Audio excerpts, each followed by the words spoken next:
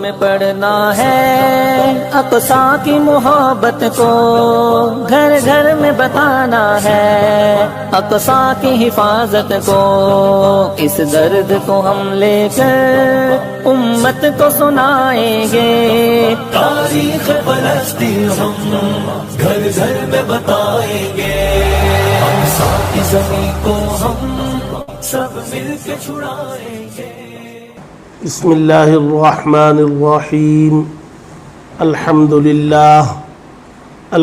للہ وکفا وسلام علی عباده الذین اصطفى، اما بعد فاعوذ باللہ من الشیطان الرجیم، بسم اللہ الرحمن الرحیم۔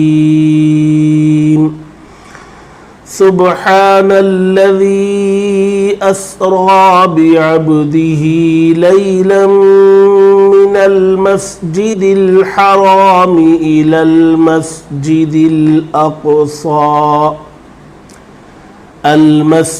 الأقصى الذي باركنا حوله لنريه من آياتنا إنه هو السميع البصير، صدق الله العظيم۔ معزز حاضرین و ناظرین، مرکز تحفظ اسلام کی جانب سے ارض فلسطین اور بیت المقدس پر 10 روزہ پروگرام کا جو سلسلہ شروع کیا گیا ہے، الحمدللہ وہ بڑی کامیابی کے ساتھ جاری و ساری ہے، اور ایک بڑی تعداد مسلمانوں کی اس سے استفادہ بھی کر رہی ہے۔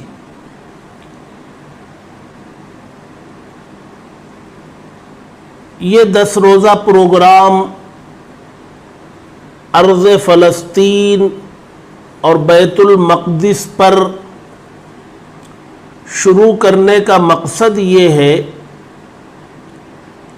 کہ یہ جو بیت المقدس ہے، اس کا مقام و مرتبہ، اس کے فضائل و مناقب، مذہب اسلام میں اس کی حیثیت، مسلمانوں کے دلوں میں اس کے تئیں کیا جذبات ہونے چاہیے،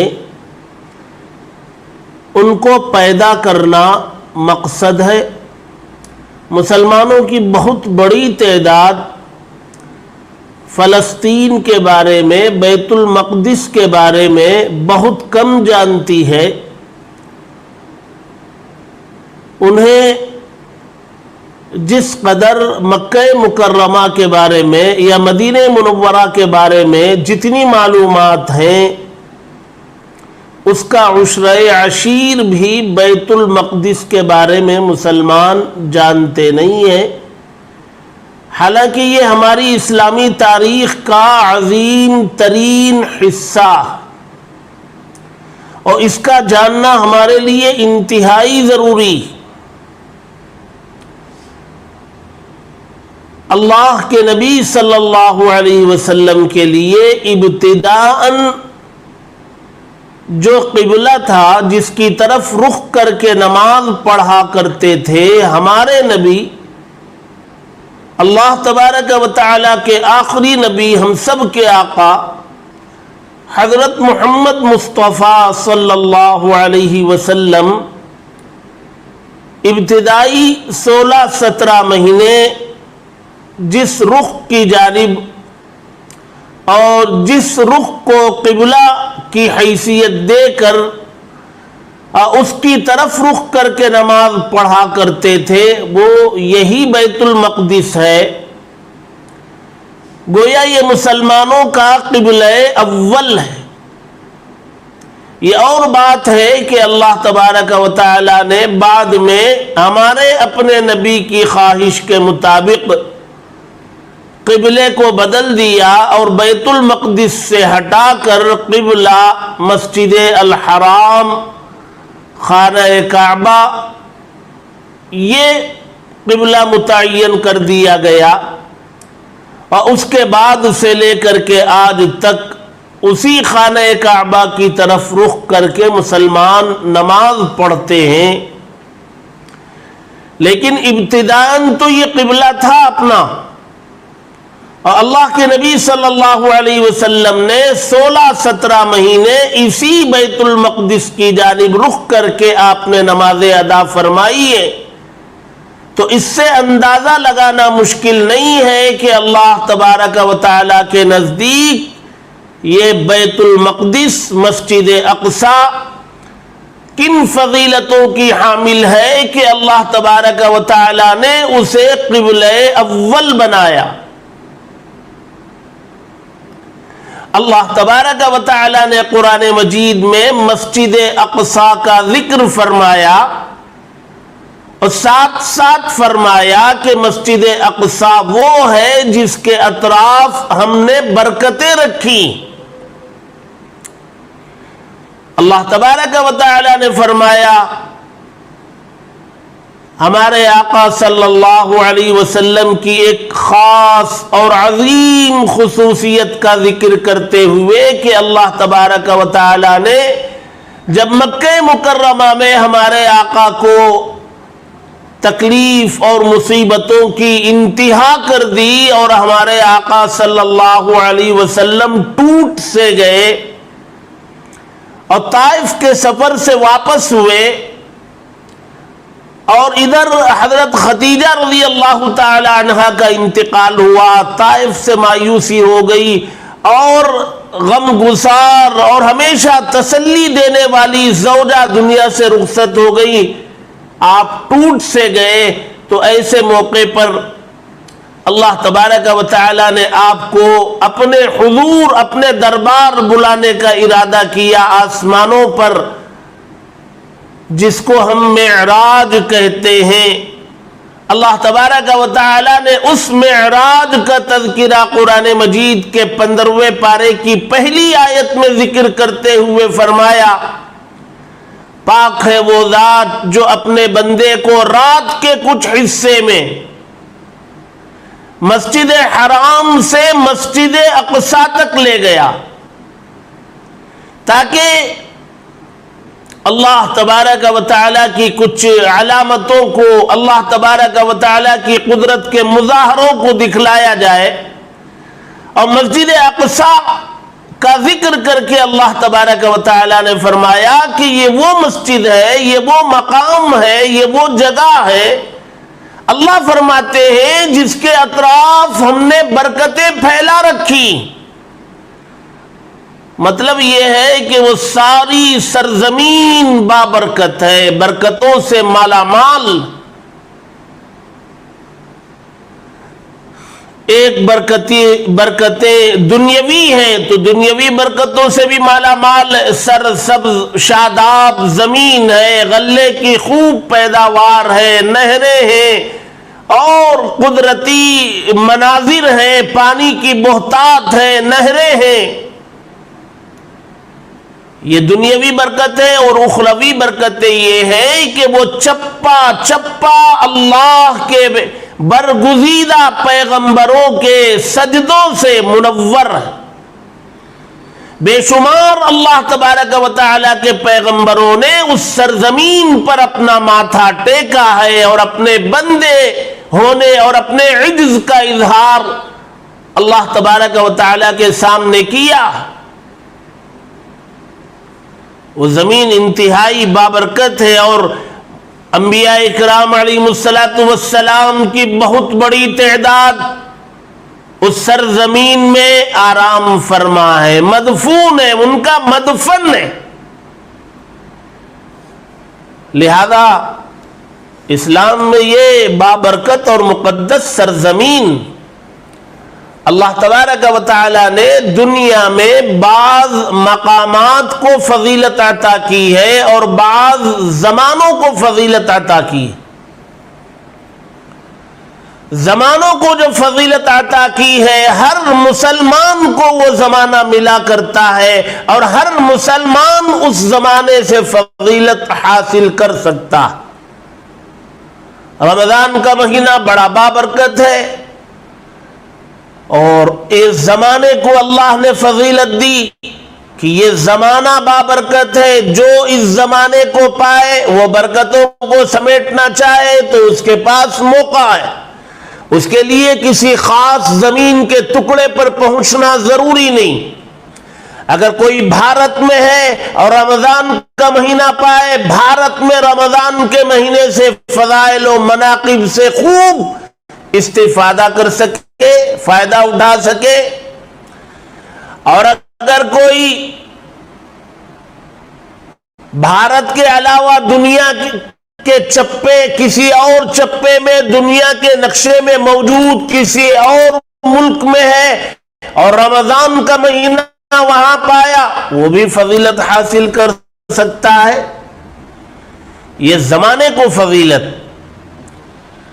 اسی طریقے پر شب برات، اس رات کو زمانے کو فضیلت. شب قدر اس رات کو فضیلت ہے. وہ رات جہاں پائی جائے گی وہاں کے لوگ اس سے فائدہ اٹھا سکیں گے. اس رات سے فائدہ اٹھانے کے لیے آدمی کو سفر کر کے کسی خاص مقام پر پہنچنا ضروری نہیں ہوتا ہے. آخری عشرے کی طاق راتیں ہیں، لیلۃ الجائزہ ہے، عیدین کی راتیں ہیں.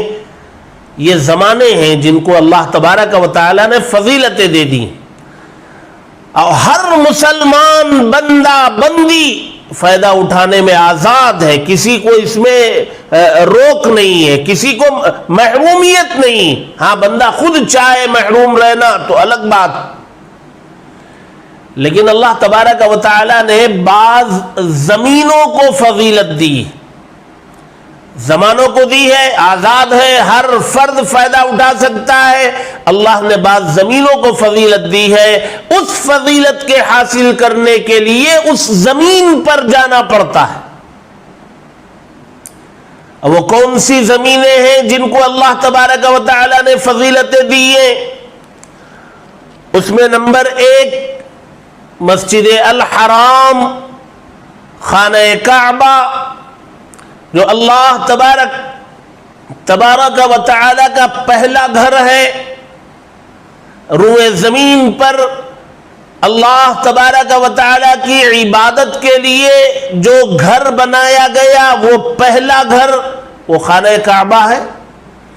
اللہ تبارک و تعالی نے قرآن مجید کے 4 پارے کے پہلے رکوع میں اس کو ذکر کیا، ان اول بیت وضع للناس للذی ببکہ.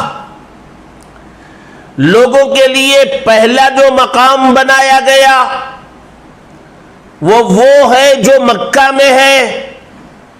اور وہ زمین کیسی ہے مکے کی کا؟ مبارکن، بابرکت زمین ہے وہ. وہدی للعالمین، اور عالم والوں کے لیے ہدایت کا سرچشمہ ہے وہ زمین. فیہ آیات بینات مقام ابراہیم. اللہ تبارک و تعالی کی بے شمار نشانیاں اس سرزمین پر موجود ہیں. مسجد حرام خانہ کعبہ کی سرزمین بابرکت ہے اور اللہ تبارک و تعالی کی بے شمار نشانیاں اس زمین پر موجود ہیں. اس میں مقام ابراہیم ہے جی، اس میں حجر اسود ہے جو آسمان سے اتارا گیا ہے. بابرکت زمین ہے. یہ وہ زمین ہے جہاں انبیاء اکرام علیہم السلام کے قدم مبارک پڑے ہوئے. یہ پہلا بابرکت گھر ہے. اور دوسرے نمبر پر اسلام میں وہ گھر جہاں ہمارے آقا صلی اللہ علیہ وسلم آرام فرما ہے، مسجد نبوی، روضہ اقدس. آقا صلی اللہ علیہ وسلم جہاں آرام فرما رہے، یہ مقام بابرکت. دنیا کے کسی چپے میں کوئی اللہ کا بندہ، کوئی امتی اپنے نبی پر سلام پڑھتا ہے، درود پڑھتا ہے، اور اللہ تبارک و تعالی نے نظام بنایا اس پڑھے ہوئے درود کو، اس بھیجے ہوئے سلام کو ایک فرشتہ لے کر نبی کی خدمت میں پہنچاتا ہے۔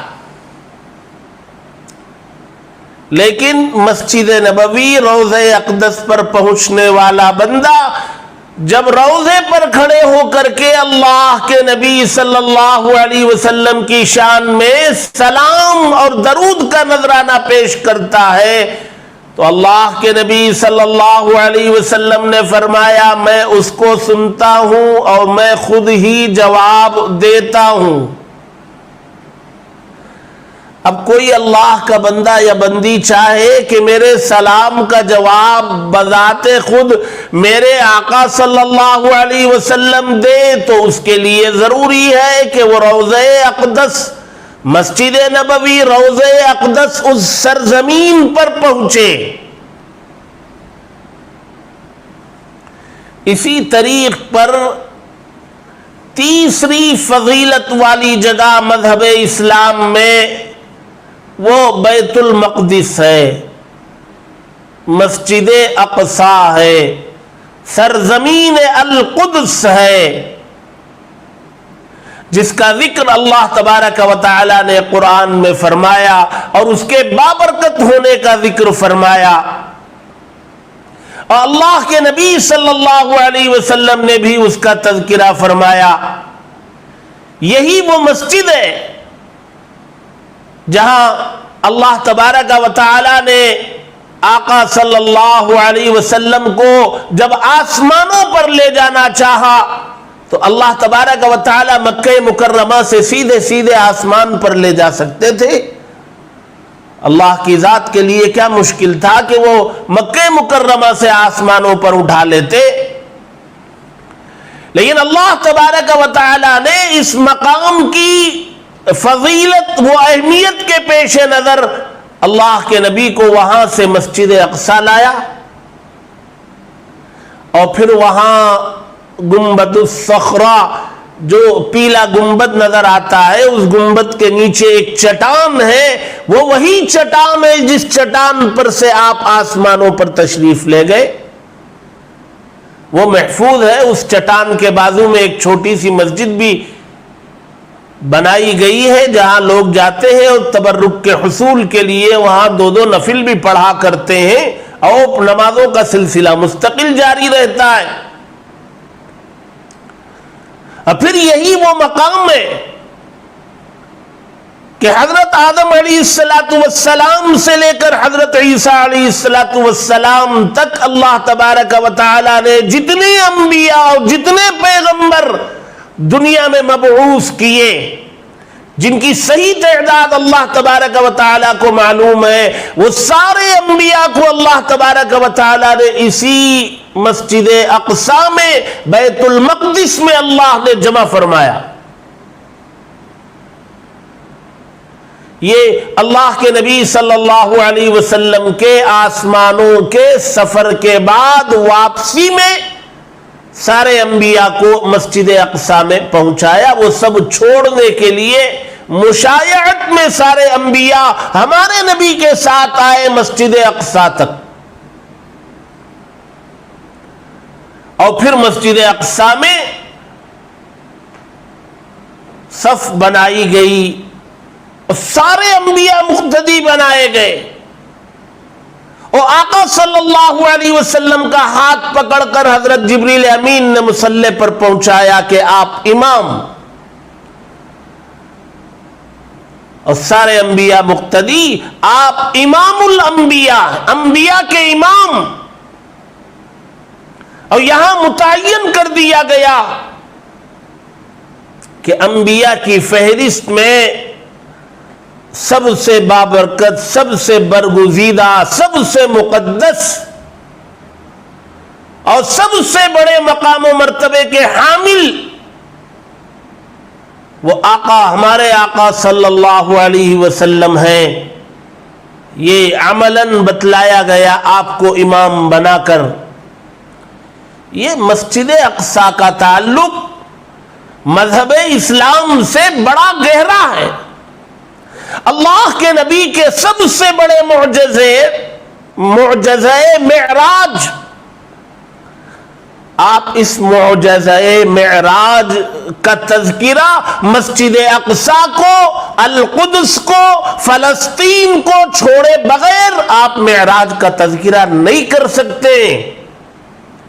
اور اللہ تبارک و تعالی نے بھی معراج کا تذکرہ قرآن میں شروع کیا تو مسجد اقصی سے شروع کیا. اللہ تبارک و تعالی نے بھی معراج کے تذکرے کا ذکر وہ مسجد اقصی سے شروع کیا. سبحان الذي اسرى بعبده ليلا من المسجد الحرام الى المسجد الاقصى.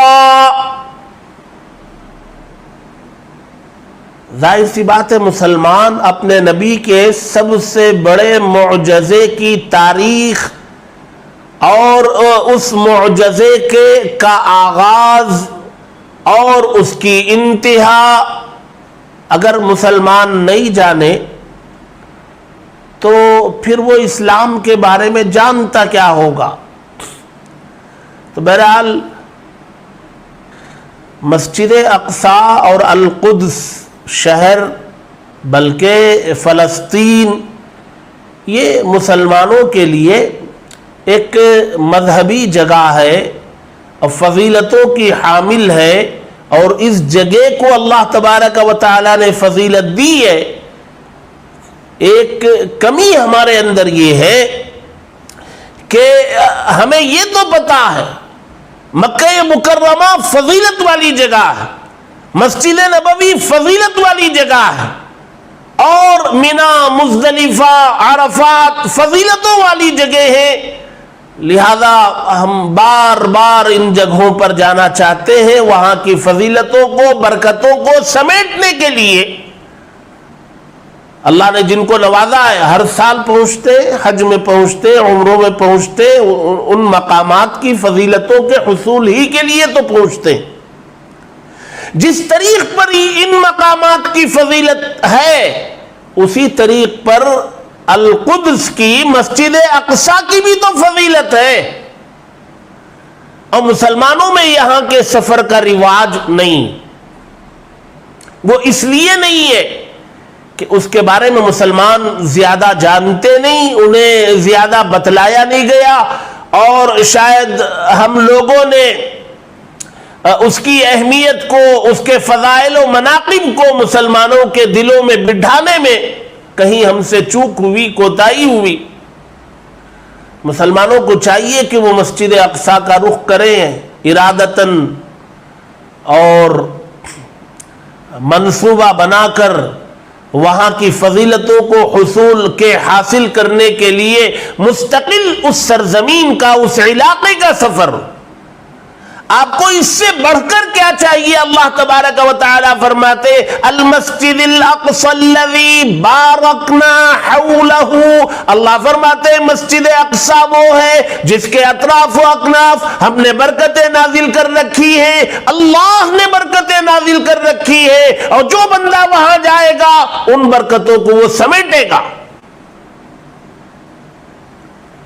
لہذا برکتوں کے حصول کے لیے اور آج کے زمانے میں مسجد اقصی کی جو حیثیت گھٹانا، بگاڑنا اور غلط نیت سے اس کی طرف بڑھنا اور وہاں موجود اہل اسلام پر ظلم و ستم کی انتہا کر دینا اور اس مسئلے کو تنہا فلسطین کے لوگوں کا مسئلہ بنا کر اور لقمہ تر کی طرح اس کو نگل لینے کا جو کام چل رہا ہے، جو سازش چل رہی ہے، ایسے موقع پر تو ہمارے لیے اور زیادہ ضروری ہو گیا کہ ہم باقاعدہ مسجد اقصی کا سفر کریں اور جو یہ سازش رچ رہے ان کو یہ بتائیں کہ فلسطین کا، القدس کا، مسجد اقصی کا تعلق ارض فلسطین سے فقط نہیں ہے اور باشندگان فلسطین کا نہیں ہے، یہ پوری دنیا کے مسلمانوں کا تعلق اس سرزمین سے.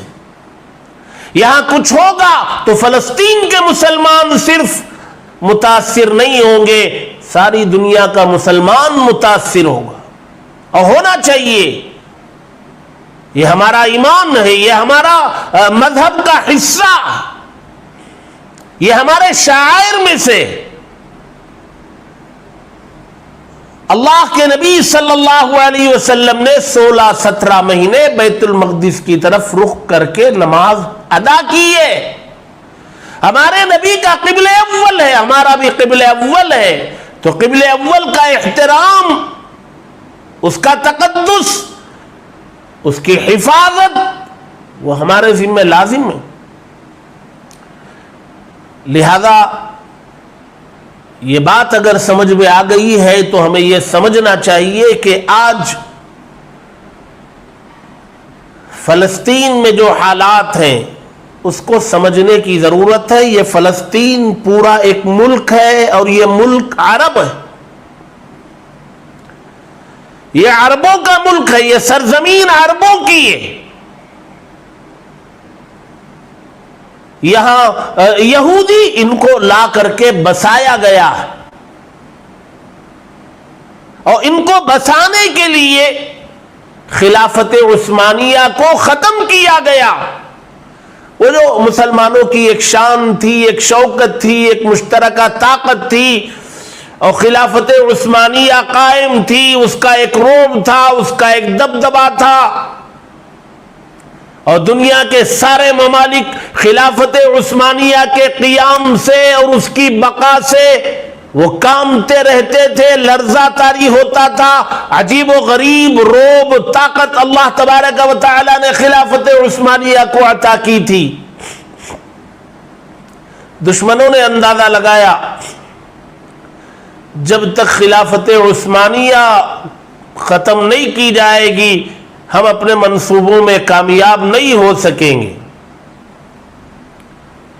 جس طریق پر ہمارے اپنے ملک میں جب انگریز قابض ہو گیا اور اس کے پیر یہاں جم نہیں رہے تھے، لڑکھڑا رہے تھے، اور وہ پیر جمانا چاہتا تھا اور اس کے قدم میں مضبوطی نہیں آ رہی تھی، تو اس نے سروے کرایا، تحقیق کرائی، تو اسے جو رپورٹ ملی وہ یہ ملی کہ جب تک سرزمین بھارت پر علماء اکرام کا طبقہ رہے گا تمہارے قدم یہاں جمانا مشکل ہی نہیں، ناممکن ہے. یہ علماء ہی ہیں جو اپنے ماننے والوں کے دلوں میں اپنے ملک کی حفاظت کا جذبہ پیدا کرتے ہیں اور دشمن کو لڑ کر اسے اپنی سرزمین سے باہر کرنے کا جذبہ پیدا کرتے ہیں. لہذا روک ان پر لگنی چاہیے. تو انگریز نے ہزاروں علماء کو ختم کیا، سولی پہ لٹکایا، جلایا اور قتل کرایا. لیکن اللہ تبارک و تعالیٰ کو منظور نہیں تھا، علماء ختم نہیں ہوئے اور علماء اپنے کام پر لگے رہے. تو اتنی بڑی طاقت جس کے ملک میں سورج غروب نہیں ہوتا تھا اس کو ملک چھوڑ کے جانا پڑا. اسی طریق پر وہاں لوگوں نے بتلایا، اسلام دشمن طاقتوں کو بتلایا کہ اگر تمہیں اپنے منصوبوں میں کامیاب ہونا ہے تو خلافت عثمانیہ کو ختم کرو. اس کو ختم کیے بغیر تمہارے اپنے منصوبے ناکام رہیں گے. اللہ کی مشیت کے وہاں خلافت عثمانیہ کے ختم ہونے کی سازش جو انہوں نے رچی تھی وہ کامیاب ہوئی اور خلافت عثمانیہ ختم ہو گئی، ختم کر دی گئی. اور یہی لندن، برطانیہ یہ قابض ہو گیا فلسطین پر. اب فلسطین میں جو لوگ تھے ان کی طاقت اور حیثیت ایسی نہیں تھی، اور برطانیہ لندن نے ارض فلسطین کو، جس میں پورا فلسطین کا علاقہ ہے، القدس بھی ہے اور بیت المقدس بھی ہے، ان سب پر وہ قابض ہو گئے. اب قابض ہونے کا مطلب کیا ہے؟ فلسطین کے لوگ وہ غلام کی حیثیت میں آ گئے. اور جب یہ قابض ہوا، برطانیہ جب اس پر قابض ہوا تو اس نے اپنے منصوبے پر عمل کرنا شروع کیا، اور دنیا میں منتشر یہودی، دنیا میں منتشر یہودی جن کے لیے کوئی ایک جگہ دستیاب نہیں تھی، پوری کوشش کے باوجود ان کو اکٹھا رہنے کے لیے دنیا کے کسی ملک میں کوئی موقع نہیں رہا تھا، پریشان تھے، اس لندن نے فلسطین کی سرزمین پر ان کو لا کر کے بسانا شروع کیا، چونکہ وہ قابض تھا، اس کے وہ قبضہ کر رکھا تھا لندن، اور یہاں کے لوگ غلام کی حیثیت میں تھے، تو وہ پھیلے ہوئے یہودیوں کو اکٹھا کر کے فلسطین کی زمین پر جمع کرنا شروع کی، اور ان کی تعداد بڑھتی گئی، 2%، 4%، پھر 8%، 10% منتشر یہودیوں کو جمع کرنا شروع کیا، مزاحمت بھی اس کی گئی، دفاع بھی کیا گیا، لیکن کیا طاقت نہیں تھی، دفاع کی طاقت نہیں تھی۔ یاسر عرفات تھے، انہوں نے بھی اور دیگر تنظیمیں بھی اس کا دفاع انہوں نے کیا اپنی بساط کے مطابق، لیکن کامیابی نہیں ملی، لیکن لندن اپنے منصوبے پر کام کرتا رہا، لوگوں کو یہاں بساتا رہا۔ اس سے پہلے ہم لوگ جانتے ہیں کہ ہٹلر نے یہودیوں کی نسل کو ختم کیا تھا، پوری نسل کو ختم کیا تھا، 90% یہودیوں کو ختم کر دیا، 10% کو چھوڑا، اور اس نے یہ کہا کہ میں یہ 10% اس لیے چھوڑ رہا ہوں تاکہ بعد میں آنے والوں کو یہ سمجھ میں آئے کہ میں نے 90% یہودیوں کو ختم کیا تو میں ختم کرنے میں حق پر تھا، یہ بات سمجھنا ہے تو میں 10% کو چھوڑوں۔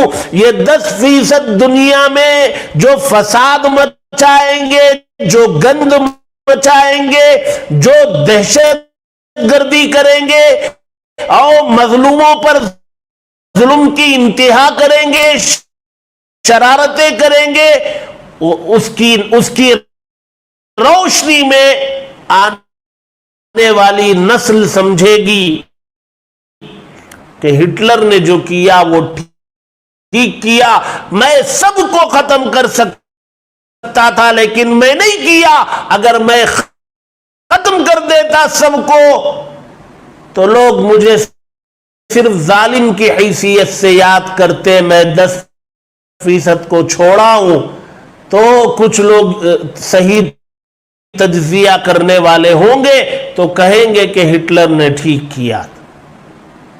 وہی بات اتنی ذلیل، رذیل اور شریر، شاطر اور مفاد پرست، خود غرض، ظالم قوم کوئی اور نہیں ہے۔ اور کیسے ہوگی؟ اللہ تبارک و تعالی نے غیر المغضوب علیہم، المغضوب اللہ کے غضب کے سائے زندگی کر رہے ہیں،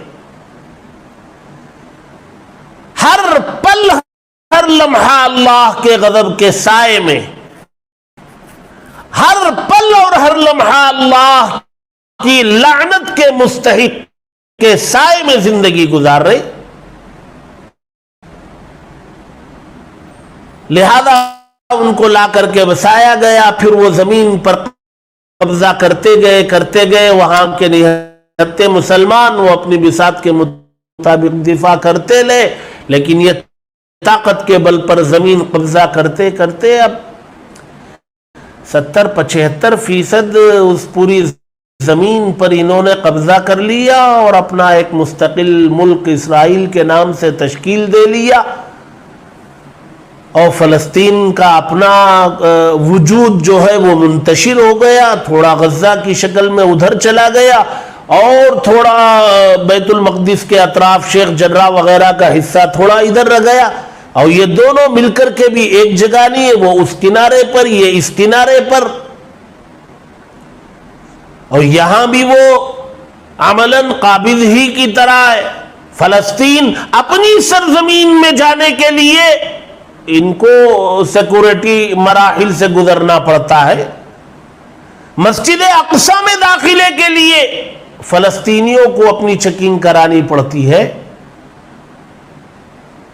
اور یہ ساری دنیا کے لوگ یہ دیکھ رہے ہیں, اس حقیقت سے واقف بھی ہیں جی. وہ چاہے اقوام متحدہ ہو, چاہے وہ حقوق انسانی کمیشن ہو, چاہے وہ ظلم و ستم کو ختم کرنے کا بیڑا اٹھانے والی تنظیمیں ہوں, وہ سب یہ پوری تاریخ جانتے ہیں کہ اسرائیل ناجائز اس سرزمین پر موجود ہے. ابھی جو حالات چل رہے اس میں آپ نے بہت ساری جگہوں پر سنا ہوگا, اسرائیل کا وجود ارض فلسطین پر قابضانہ ہے, ناجائز وجود ہے. پوری سرزمین فلسطین خالی کر کے اس کو باہر نکلنا ہے. اور اس کی ہمت اور جرت اور منافق ملکوں کی پشت پناہی اس کی وجہ سے یہ جس پر قبضہ کر رکھا ہے وہاں قابض ہے, وہ اور باقی حصے کو بھی قبضہ کرنے کی کوشش میں ہے. وہ بیت المقدس کی طرف آگے بڑھ رہا ہے, وہ اس سے متصل علاقہ شیخ جرح وہ خالی کرانے پر تلا ہوا ہے. اور ابھی جو 10-12 دن کی جنگ ہوئی ہے, اس جنگ میں اللہ تبارک و تعالی نے اپنی خصوصی مدد اور نصرت کے ذریعے غزہ, وہ چھوٹی سی پٹی ہے, آبادی کے اعتبار سے بھی بہت چھوٹی, زمینی رقبے کے اعتبار سے بھی بہت چھوٹا, اسلحہ اور ہتھیارات کے اعتبار سے بھی انتہائی ضعیف, کمزور. اسرائیل اور غزہ پٹی کا کوئی آپس میں جوڑ نہیں, لیکن ایمانی قوت, ایمانی حمیت, غیرت اور بیت المقدس کی عظمت اور اللہ تبارک و تعالی کی مدد و نصرت پر یقین کامل ان فلسطینیوں کو جو حاصل ہے اس کا سوا حصہ بھی ہمیں نہیں ملا. گولی کے مقابلے میں, میزائل کے مقابلے میں پتھر لے کے آ جاتے چھوٹے چھوٹے بچے, اسرائیلی فوجی کی آنکھ میں آنکھ ملا کر بات کرتے ہیں, کامیابی کا نشان انگلیوں سے بنا کر ان کی آنکھوں کے سامنے لے جاتے ہیں, جبکہ وہ ہتھیاروں سے لیس ہے اسرائیلی. یہ کیا چیز ہے؟ یہ وہ ایمانی جذبہ ہے, وہ ایمانی قوت ہے.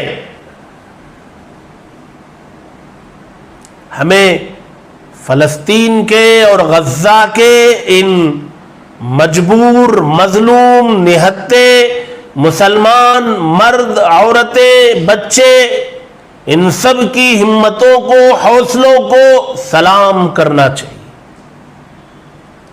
ہمیں عبرت لینی ہے. کاش کہ جو ایمانی قوت ان کو ملا ہے کچھ حصہ ان کی قوت میں سے ہمیں مل جائے. ہماری ایمانی قوت ان کے مقابلے میں کچھ بھی نہیں ہے. بہرحال یہ ہے پوری فلسطین کی زمین عربوں کی ہے, وہ عرب ملک ہے.